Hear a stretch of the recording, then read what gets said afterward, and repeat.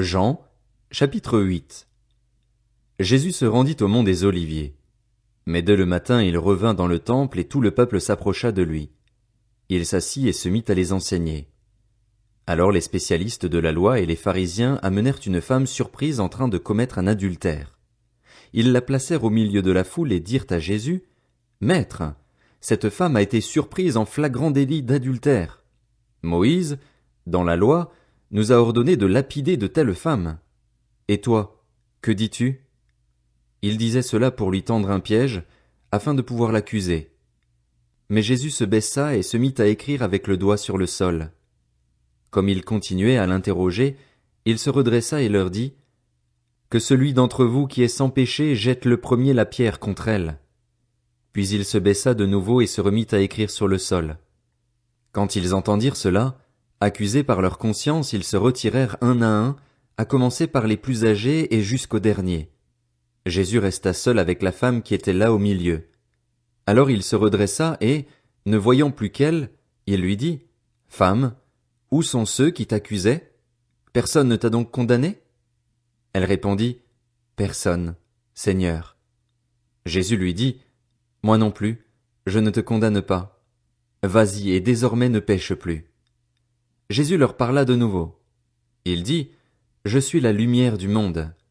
Celui qui me suit ne marchera pas dans les ténèbres, mais il aura au contraire la lumière de la vie. » Là-dessus, les pharisiens lui dirent, « Tu te rends témoignage à toi-même. Ton témoignage n'est pas vrai. » Jésus leur répondit, « Même si je me rends témoignage à moi-même, mon témoignage est vrai, car je sais d'où je suis venu et où je vais. Quant à vous, vous ne savez pas d'où je viens ni où je vais. Vous, vous jugez de façon humaine. Moi, je ne juge personne. Et si je juge, mon jugement est vrai, car je ne suis pas seul, mais le Père qui m'a envoyé est avec moi. Il est écrit dans votre loi que le témoignage de 2 personnes est vrai. Or, je me rends témoignage à moi-même et le Père qui m'a envoyé me rend aussi témoignage. » Ils lui dirent donc, « Où est ton Père ?» Jésus répondit, « Vous ne connaissez ni moi ni mon Père. Si vous me connaissiez, vous connaîtriez aussi mon Père. » Jésus dit ces paroles alors qu'il enseignait dans le temple à l'endroit où était le trésor, et personne ne l'arrêta parce que son heure n'était pas encore venue.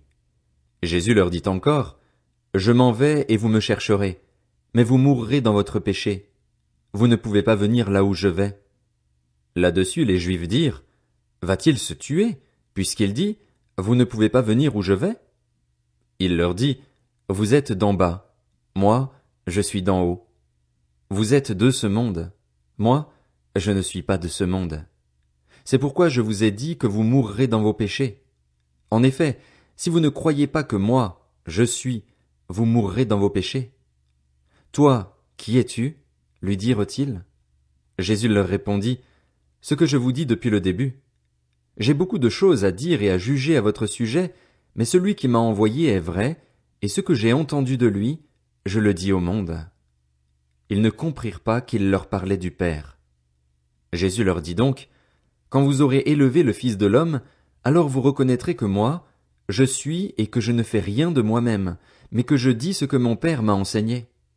Celui qui m'a envoyé est avec moi, il ne m'a pas laissé seul, parce que je fais toujours ce qui lui est agréable. » Comme Jésus disait cela, beaucoup crurent en lui. Alors il dit aux Juifs qui avaient cru en lui, « Si vous demeurez dans ma parole, vous êtes vraiment mes disciples, vous connaîtrez la vérité, et la vérité vous rendra libre. » Ils lui répondirent, « Nous sommes la descendance d'Abraham et nous n'avons jamais été esclaves de personne. Comment peux-tu dire, vous deviendrez libres? » En vérité, je vous le dis, leur répliqua Jésus, toute personne qui commet le péché est esclave du péché. Or, l'esclave ne reste pas pour toujours dans la famille. C'est le Fils qui y reste pour toujours. Si donc le Fils vous libère, vous serez réellement libre. Je sais que vous êtes la descendance d'Abraham. Pourtant, vous cherchez à me faire mourir, parce que ma parole ne pénètre pas en vous. Je dis ce que j'ai vu chez mon Père, et vous, vous faites ce que vous avez entendu de la part de votre Père. Ils lui répondirent, Notre Père, c'est Abraham.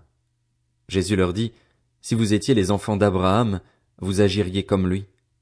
Mais en réalité, vous cherchez à me faire mourir, moi qui, en tant qu'être humain, vous ai dit la vérité que j'ai entendue de Dieu. Cela, Abraham ne l'a pas fait. Vous, vous agissez comme votre père. » Ils lui dirent, nous ne sommes pas des enfants illégitimes. Nous avons un seul père, Dieu.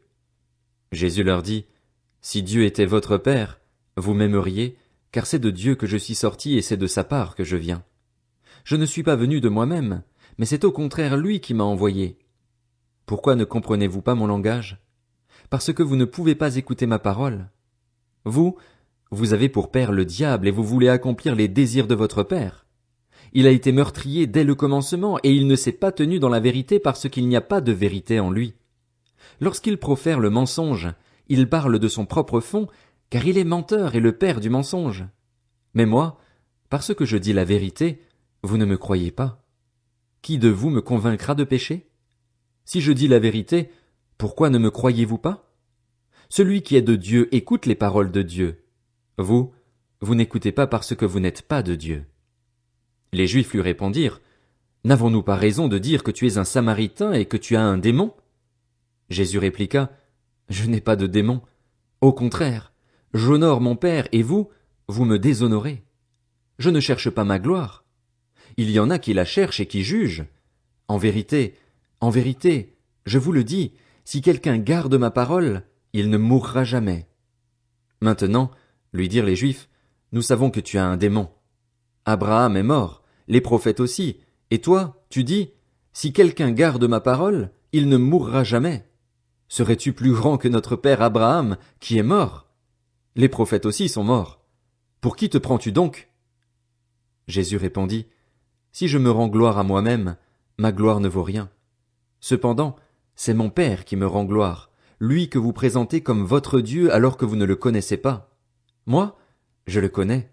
Et si je disais que je ne le connais pas, je serais comme vous, un menteur. Mais je le connais et je garde sa parole. Votre ancêtre Abraham a été rempli de joie à la pensée de voir mon jour. Il l'a vu et il s'est réjoui. Les Juifs lui dirent, tu n'as pas encore 50 ans et tu as vu Abraham? Jésus leur dit, en vérité, je vous le dis, avant qu'Abraham soit né, je suis. Là-dessus, ils prirent des pierres pour les jeter contre lui, mais Jésus se cacha et sortit du temple en passant au milieu d'eux. C'est ainsi qu'il s'en alla.